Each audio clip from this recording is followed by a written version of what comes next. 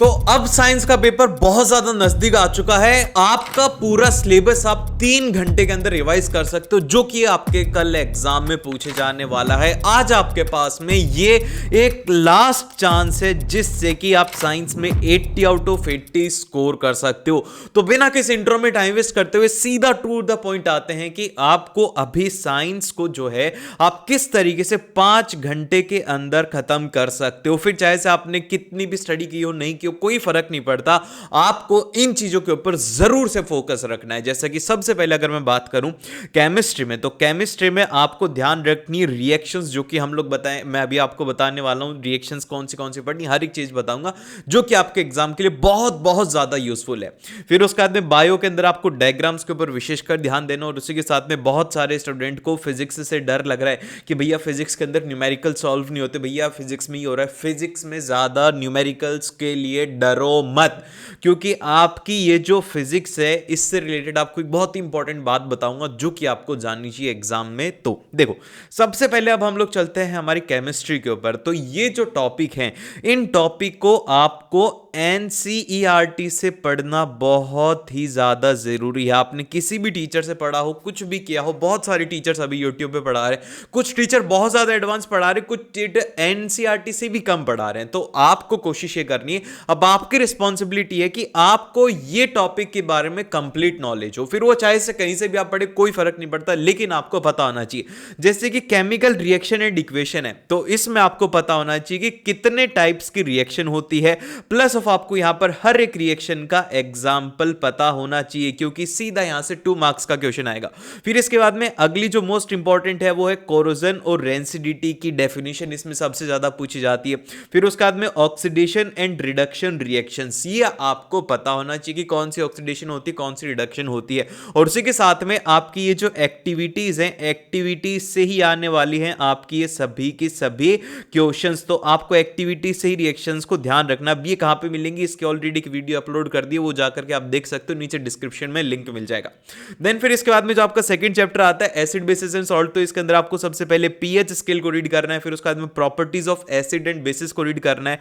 Then फिर इसके बाद में ये जो सॉल्ट है, जैसे कि NaCl हो गया, बेकिंग सोडा हो गया, वॉशिंग सोडा हो गया और पीओपी हो गया, तो इनमें सबसे पहले आपको इनका केमिकल फॉर्मूला पता होना चाहिए, इनका कॉमन नेम क्या है। मैं आप लोगों से पूछता हूं कि ये जो पीओपी है, चलिए आपकी नॉलेज को टेस्ट कर लेते हैं। पीओपी की आप लोग मुझे फुल फॉर्म बता दीजिए कमेंट सेक्शन के अंदर कि इसकी फुल फॉर्म क्या है। देखते कितने स्टूडेंट ने अभी तक पढ़ाई कर रखे, जिसको पीओपी की फुल फॉर्म नहीं पता भाई जाकर के पढ़ना। और इसी के साथ में आपको इनकी रिएक्शन पता होनी चाहिए कि क्या इनकी रिएक्शन होती है, केमिकल फॉर्मूला, और उनके यूजेस आपको पता होना चाहिए कि क्या उसके यूज हैं, क्या किस तरीके से उसे प्रिपेयर किया जाता है। ये चीजें आपको इन 4 सॉल्ट के बारे में ध्यान रखना है। देन फिर इसके बाद में जो नेक्स्ट आता है वो आता है मेटल्स एंड नॉन मेटल। अब इसमें 3 टॉपिक सबसे ज्यादा इंपॉर्टेंट है। सबसे पहले physical and chemical properties of metal and non metal. अब इसमें एक फेमस जो रिएक्शन है जो कि एग्जाम में 100% पूछी जाएगी, पता है वो क्या है? मेटल्स को जब हम लोग एसिड के साथ में रिएक्शन करवाते हैं तो कौन सी गैस रिलीज होती है? आपके पास में ऑप्शन नंबर ए है carbon dioxide, option number B है हाइड्रोजन गैस, और ऑप्शन नंबर सी है ऑक्सीजन गैस। तो अब आप लोगों के पास में, और डी है नन ऑफ दिस, ठीक है। तो अब आप लोग बताइए कि जब हम लोग मेटल्स को एसिड के साथ में रिएक्शन करवाते हैं तो कौन सी गैस वहां से निकलती है? देखते हैं आप लोगों की नॉलेज क्या, आप लोग बता रहे हो कि मैंने पढ़ा है, तो इन सभी क्वेश्चंस के आंसर आने चाहिए, ऐसे एमसीक्यू क्वेश्चंस आते हैं। देन फिर इसके बाद में फिजिकल और केमिकल प्रॉपर्टीज के बाद में जो इंपॉर्टेंट है वो है रिएक्टिविटी सीरीज, और उसके एप्लीकेशन आपको पता होना चाहिए कि रिएक्टिविटी सीरीज के अंदर कौन से मेटल सबसे ज्यादा एक्टिव, कौन से इनएक्टिव है। और उसी के साथ में जो मेटलर्जी प्रोसेस है, ये जरूर से ध्यान रखना, ये आप लोगों के जो कॉम्पिटेंसी बेस्ड क्वेश्चन है उस फॉर्मेट में पूछी जाती है। देन फिर इसके बाद में कार्बन एंड इट्स कंपाउंड में आप लोगों को प्रॉपर्टीज ऑफ कार्बन कंपाउंड है, उसमें एक तो 4 बॉन्ड ऑफ कार्बन, जो कि टेट्रावैलेंसी ऑफ कार्बन क्यों रहती है, प्लस ऑफ ग्रेफाइट और डायमंड का स्ट्रक्चर कैसा होता है।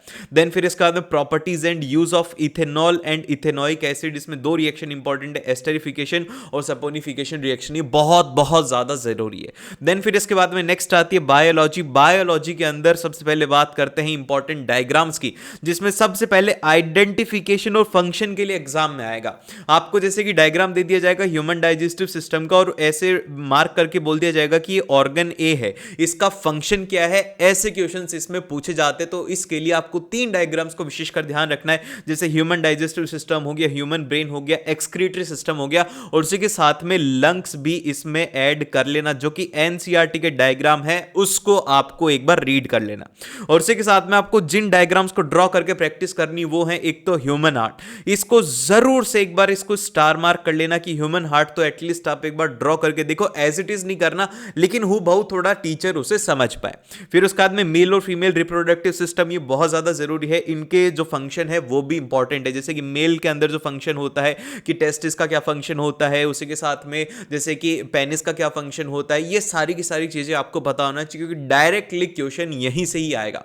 फिर उसके बाद में फ्लोवरिंग प्लांट के अंदर आपको पता होना चाहिए कौन से ऑर्गन होते हैं। फिर इसके बाद में रिफ्लेक्स आर्क, ये 4 डायग्राम बहुत ज्यादा जरूरी है। फिर इसके बाद में जो नेक्स्ट इंपॉर्टेंट टॉपिक है जिनके ऊपर ध्यान रखना है आपको बायोलॉजी के अंदर, जैसे कि role of alveoli in gaseous exchange हो गया, structure and function of nephron हो गया जो कि यूरिन फॉर्मेशन होता है। नेक्स्ट फिर reflex action and reflex arc हो गया, फिर एंडोक्राइन सिस्टम और उसके फंक्शन ऑफ हार्मोन हो गया। फिर इसके बाद में एसेक्सुअल रिप्रोडक्शन और मेल और फीमेल रिप्रोडक्टिव सिस्टम आपको पता होना चाहिए, इनका स्ट्रक्चर और इनकी फंक्शनिंग आपको पता होना चाहिए। देन फिर इसके बाद में जो सबसे इंपॉर्टेंट आता है वो आता है मेंडल्स लॉ। अब मेंडल्स लॉ के अंदर आपको 2 चीजें ध्यान रखनी, एक तो F1 जनरेशन और F2 जनरेशन को हम लोग किस तरीके से ड्रॉ करते हैं। वो जो टी वाला प्लांट होता है, capital T small T, F1 generation में कितनी होती है, ये आपको ध्यान रखना है। फिर इसके बाद में sex determination in human beings आपको ध्यान रखना है। फिर उसके बाद में energy flow in an ecosystem जो कि 10% लॉ है, ये आपको ध्यान रखना है। फिर उसके बाद में ओजोन लेयर डिप्लीशन और मैनेजमेंट ऑफ वेस्ट, आपको इसमें 2 टॉपिक पढ़ने सबसे ज्यादा जरूरी है और एनवायरमेंट में। फिर इसके बाद में जो नेक्स्ट आती है फिजिक्स। तो देखो भाई, फिजिक्स के अंदर आपको न्यूमेरिकल्स की ज्यादा लोड नहीं लेनी, क्योंकि न्यूमेरिकल्स का वेटेज रहेगा सिर्फ और सिर्फ 3 से 4 नंबर का, ठीक है। अगर थोड़ा ज्यादा भी रहेगा 7 नंबर तक का रहता है, लेकिन आप उनमें से 2 से 3 नंबर के न्यूमेरिकल्स कर सकते हो जो कि फॉर्मूला बेस्ड आते हैं, जैसे कि मिरर फॉर्मूला के ऊपर बेस्ड आता है, मैग्निफिकेशन पर बेस्ड आता है, ओम्स लॉ के ऊपर आप लोगों को सीधा यहां से एमसीक्यू देखने को मिलेगा, किसके ऊपर, V = IR के ऊपर। फिर उसके बाद में हीटिंग इफेक्ट और पावर कंजप्शन के ऊपर आपको क्वेश्चंस देखने को मिलेंगे। अगर नहीं किए हैं न्यूमेरिकल्स तो न्यूमेरिकल्स के पीछे मत भागो, कुछ ऐसी इंपॉर्टेंट चीजें बता देता हूं जो कि आपको ध्यान रखनी है। जैसे कि 1 नंबर में शॉर्ट आंसर में पूछी जाने वाली डेफिनेशन होगी, जैसे कि 1 वोल्ट की डेफिनेशन हो गई, 1 एम्पेयर की डेफिनेशन हो गई, 1 ओम की डेफिनेशन हो गई, 1 डायोप्टर की डेफिनेशन हो गई, और उसी के साथ में और क्या होता है, जैसे कि 1 एम्पेयर, 1 वोल्ट, और ये सब, इन सभी की डेफिनेशन आपसे पूछी जाती है। 1 वॉट की डेफिनेशन आपसे पूछी जा सकती है। तो ये जो है इनको आपको पता होना चाहिए। आपको पता होना चाहिए कि 1 वोल्ट कैसे बनता है, 1 एम्पेयर की डेफिनेशन क्या होती है, क्योंकि डायरेक्टली आएंगे एग्जाम में।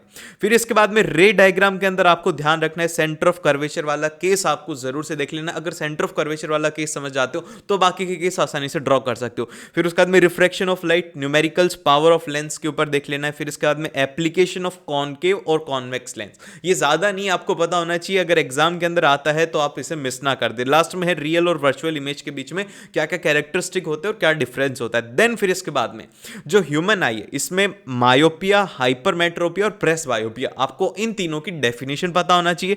और नेक्स्ट आता है dispersion of light and formation of spectrum, और जो इंपॉर्टेंट फॉर्मूला फिनोमिना जैसे कि ट्विंकलिंग ऑफ स्टार हो गया, एडवांस सनराइज और डिलेड सनसेट हो गया, ये आपको ध्यान रखना है। और लास्ट के अंदर जो मैग्नेटिक इफेक्ट है, इसमें आपको ये 3 टॉपिक तो जरूर से पढ़ना है, जो कि है right hand thumb rule, left hand thumb rule और function of solenoid and electromagnets. इसके अलावा इस चैप्टर से बाहर कुछ भी नहीं आता।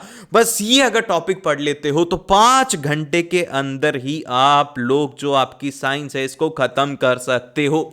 और आपने बहुत अच्छे तरीके से तैयारी की है, and all the best for your exam. बहुत अच्छे तरीके से एग्जाम करके आना, और मिलते हैं आपसे नेक्स्ट वीडियो में। All the very best.